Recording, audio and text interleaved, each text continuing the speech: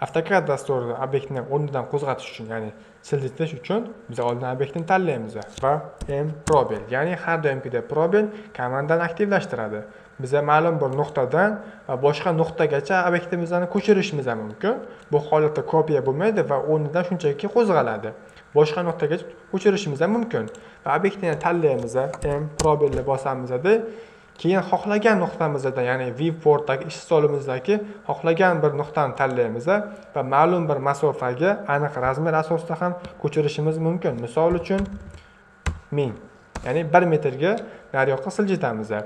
Keyin bizda kopiya degan buyrug'imiz ham bor. Ya'ni bunda biz obyektni tanlaymiz, CO probelni bosadigan bo'lsak, ya'ni copy.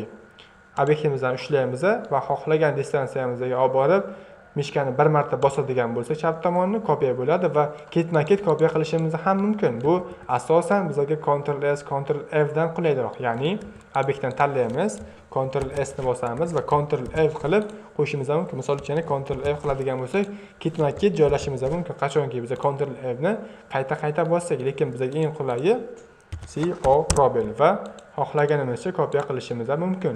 Keyin yana bir usuli bor. Biz obyektimizni ma'lum bir nuqtasidan ushlab kopiya qilishimiz mumkin. Misol uchun bizda hozir chizib olamiz.